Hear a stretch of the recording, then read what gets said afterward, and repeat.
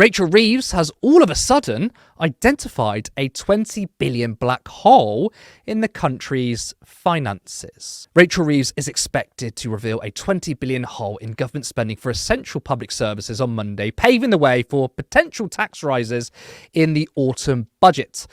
Labour sources say the blame lay with the Tory government, describing it as a shocking inheritance and accusing the former Chancellor of presiding over a black hole and still campaigning for tax cuts. They pointed to spending concerns on the asylum system, welfare, defence and prisons. However, work is still being done on the audits and the final figure of 20 billion could shift as officials examine the spending commitments of each department. Now, what's interesting here is that spending concerns were raised, including welfare. I mean, we have one of the lowest levels of welfare payments in Europe. Universal credit is not sustainable for people to access the stuff they need.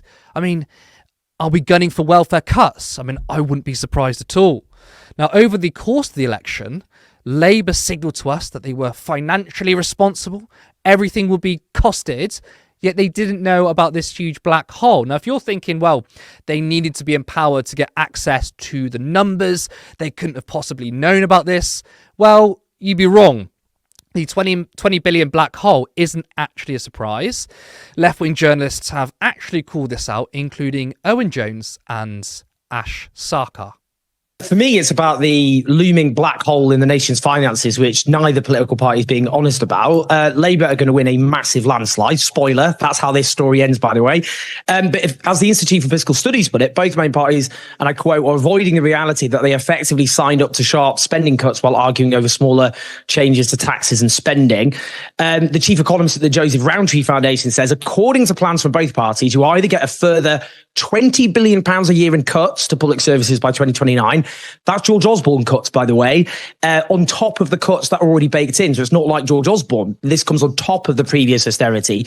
Yeah. Labour, rather than talking about £2,000 fictitious, hikes in taxes on working families, they need to hike taxes on the well-off. They need to hike tax on the top 5%. They ruled that out, and that means austerity. The media needs to focus on that because that is coming down the track and there's not the discussion we need on it. When it comes to the Labour manifesto, there's a lot that you're not saying. What you're not saying is what you're going to do about the planned 10 billion to 20 billion pounds worth of cuts, which were already announced in the March budget. Will they be going ahead? Will they not be going ahead? Your tax and spend plans are tiny. Now, what I think you guys are going to do, you don't want any headlines which say Labour are going to raise tax. What you're waiting to do is maybe pull some rabbits out of a hat, maybe do some reforms to capital gains, maybe you're going to fiddle around with the Bank of England rules, because lots of your plans, for example, around retaining staff in the school system or retaining staff in the NHS, that's going to cost you money.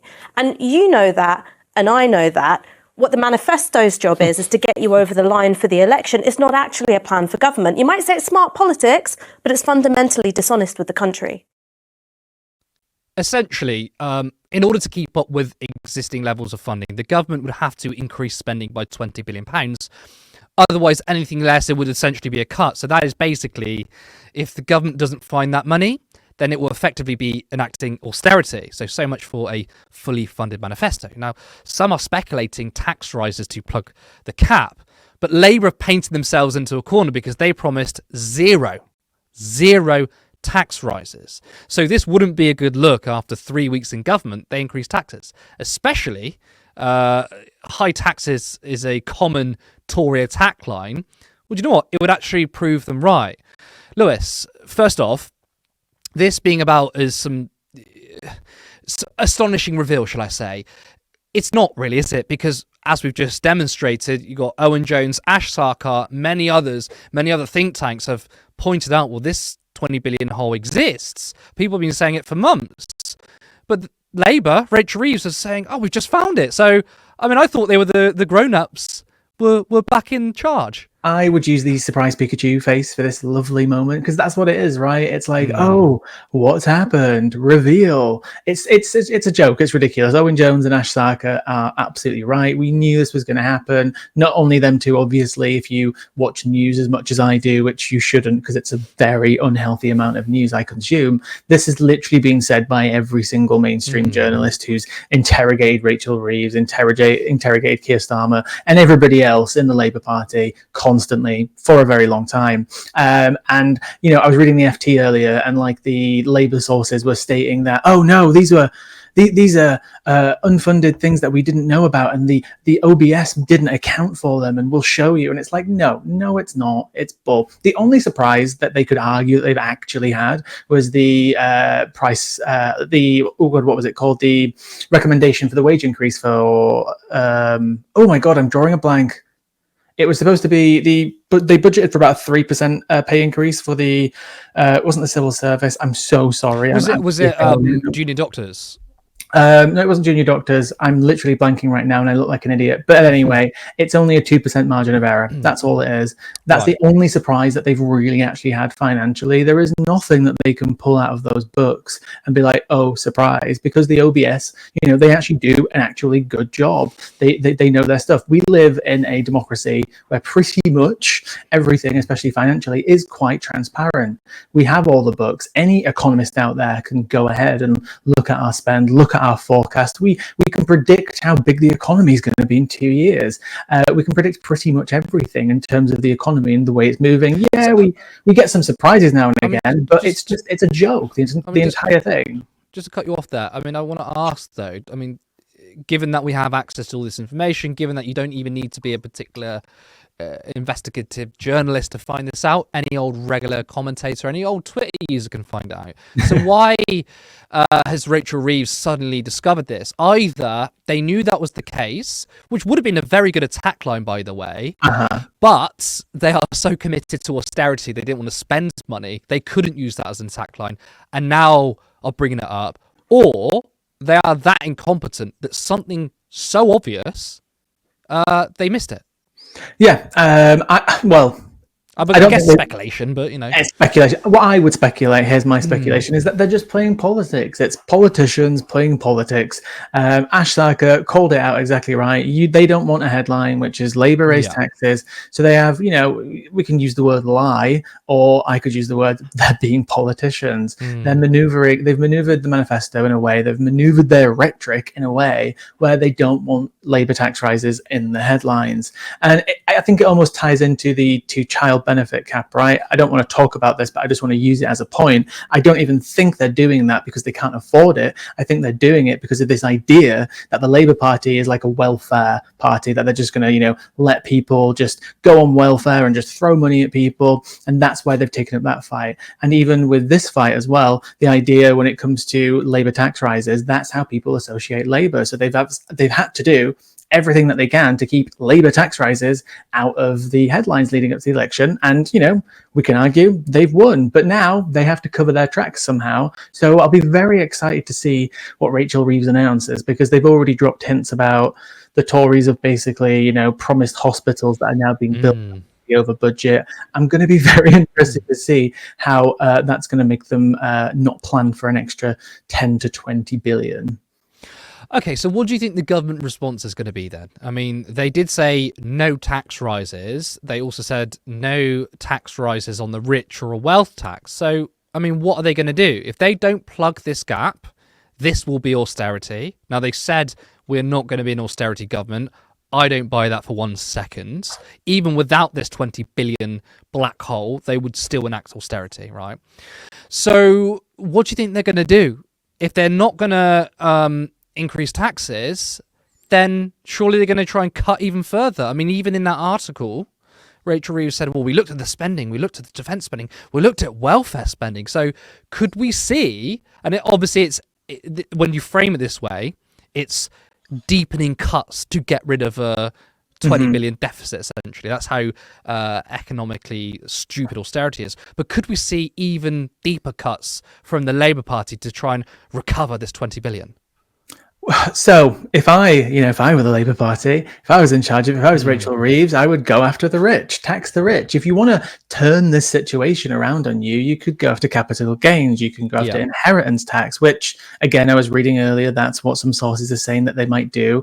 Apparently, in the back end, whispers are saying that they're not going to go after income tax, regardless of what people might say. They're not going to go after VAT, that they might be leaning more towards capital gains and inheritance tax, which, again, election is going to pee off all those voters that, you know, may have come over from Conservative, who, you know, the very reason that they vote Conservative is because they think that they're going to give them, you know, better capital gains tax rates and better inheritance. I literally know a person who comes from a very rich family who I got shown a text a few weeks ago, which was, you have to vote for the Tories so you can get more inheritance. Again, anecdotal experience, anecdotal, but that is the mindset of some people. They don't care about voting for anything else other than their own financial security, which, you know, some people could argue, whatever, each to their own.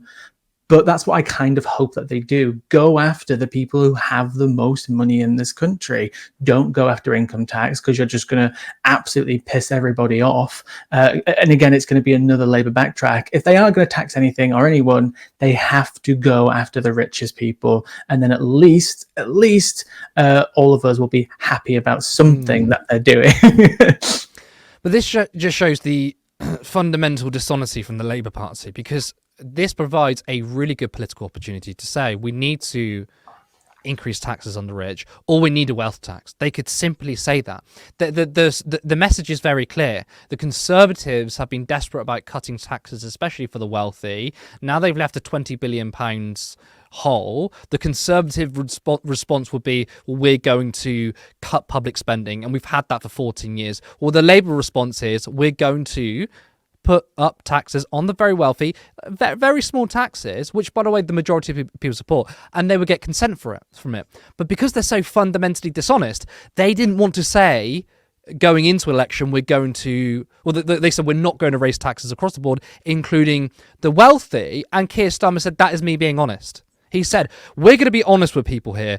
We can't promise these things. We're not going to spend loads of money. This is our economic plan. And now they found that there's a 20 billion black hole, and they may have to change their policy. Maybe they will increase taxation, but that just shows their lies, doesn't it? Because had they warned people beforehand this is what they're going to do, they wouldn't be in this situation.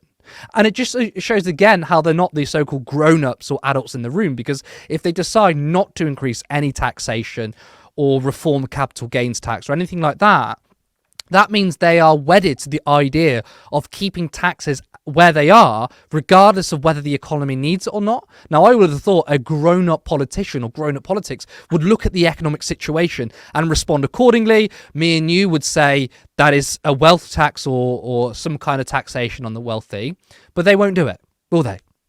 No, they won't. And if you just simply took an extra 2% wealth tax on the top 20,000 richest people in this country, it'd more than enough plug that hole. And there's so many things that they could do just to grab a tiny little bit of extra money. And we are talking about tiny amounts of money compared to what they actually have, but they're so scared of this, like, you know, capitalist flight, which again has been disproven over and over again. When countries have taxed the wealthy, they don't run away. And then people who are like the uber capitalists will point to one example of a billionaire. I saw this the other day with, I think it was Norway, where they did increase a certain type of tax which went after rich people, and like one of the richest guys in the country was like, I'm leaving. And it's like, you're one guy, I don't care. Please do. The door is there. Go away. Yeah, exactly.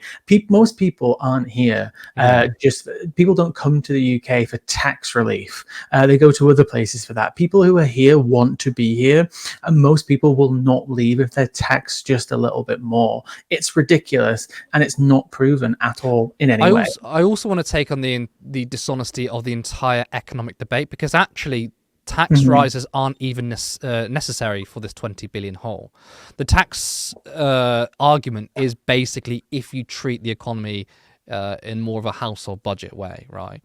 But I mean, we're very lucky, just like the US. I mean, the US have the Federal Reserve, we have the Bank of England. We can't go bankrupt. It's not possible. So we can literally fund things just by doing it, either by printing money or borrowing. Now, of course, borrowing does have interest rates on it, which had we done that back in 2015, 2016, 2017, when interest rates were an all-time low, that was the golden time to do it. And of course, Liz Truss crashing the economy, and thereafter interest rates are high. But we still have the power to fund things when we need to, whether that's scrapping the two-child benefit cap, whether that's ending austerity by saying we are going to fund all public services without any tax rises. We can simply do that. For me, tax rises aren't there to bring more money into the treasury. Tax rises are there to reduce inequality. That's the point of it. That's what the tax system is for. Now, I completely understand if a social democratic party uses that argument by saying, well, we can't fund this thing. However, if we tax the rich, we can. I understand why they do that. That's exactly what John McDonnell essentially laid out. He said, we're going to increase taxation on the wealthy in order to pay for these things. That's not even necessary. And I do want to tackle that argument because that goes fundamentally to the heart of the entire economic narrative, not just coming from Labour, but from everyone, that there is a finite amount of money and we need to get the money from somewhere. And it's very dangerous because if Rachel Reeves is so committed to not increasing taxes, then because she's wedded to this austerity model, then she's going to cut from somewhere, right? Instead of just saying, we are going to plug this hole, essentially. I mean, I asked you what you think the response is going to be. You kind of said what you would like to do. But, I mean, I know, again, speculation, but what do you think is the most likely response from the Labour Party? Well, from the Labour Party itself, obviously, people are obviously not going to be happy. Constituencies aren't going to be happy. We've got a lot of new MPs who are obviously already thinking about their position in the Labour Party and their future. They've just got here, and I'm sure they're very ambitious. So, again, because we've got people organising in the background already, we could have some very unhappy people about this. And again, at the same time, Rachel Reeves has leveraged herself as the most pro-business Chancellor of Exchequer ever. So she's backed herself in a corner there, because if she goes after businesses or rich people, they're not going to be happy. If she goes after any sort of tax income, which is going to affect the average person in the UK, then the MPs aren't going to be happy because they've got to deal with their constituents. So they've essentially trapped themselves. And this goes to show, again, this idea of these people just not being good at politics. That's often said about Keir. That's often been said about Rachel. They just don't really know what they're doing. And again, the response is that people aren't going to be happy. Perhaps we can look at the past. The Tories continued to put tax rises up after tax rise, and they were kept in power for 14 years. So who knows? It can be spun in any way.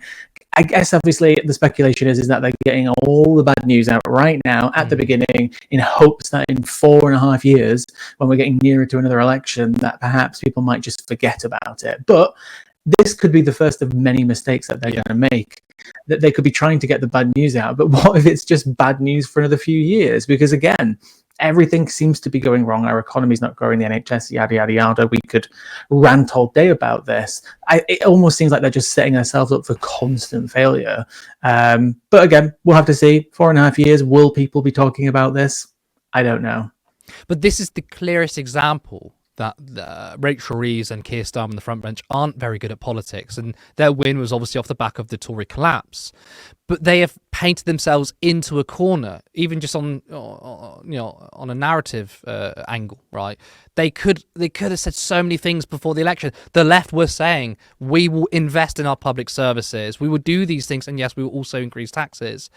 And they have, the Labour Party have been so desperate to look pro-business and fiscally prudent that they've essentially boxed themselves in where they can't do anything. And you're absolutely right. If they do turn around and, I don't know, do some kind of tax reform, which hits businesses just a little bit, then it goes against their sort of pro-business narrative. They are going to be attacked in the media for it.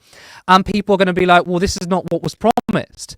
If they increase general taxation to fund certain things, again, it goes against their narrative before the election that they're not going to increase taxes. So it does show that these people are fundamentally bad at politics, but the only reason they're in power and the only reason why they have such a large majority is because of first past the post and because the Tories have collapsed. That is it. There's no other way of spinning it. That's it. I'm excited to say that Turn Left has significantly grown this year. And with that, we've managed to produce far more ambitious content, interviewing high-profile people. We did a 12-hour live election show. There are multiple people behind Turn Left, but we are still working around our full-time work. But we would love it if this was our full-time. It means we could dedicate so much more and to bring even more ambitious content. So if you've been here from the beginning, or you've only recently become a viewer, if you like what we do, then you can help us out. Please like and share this video. Make sure you drop a comment. We want to hear your thoughts. We want to hear your feedback. And we desperately need more independent media. If you want to see a socialist media alternative thrive, then you could be part of that. So if you can, you could support us on Patreon for £3 or £5 per month, or any one-off donation. We can use that money to upgrade our equipment, to rent out a proper studio, and to start paying ourselves. This is only the beginning. Thank you for watching, and we'll see you next time. Patreon.com, Turn Left Media. Support independent media. Support social justice that's there on social media. Thank you, Turn Left.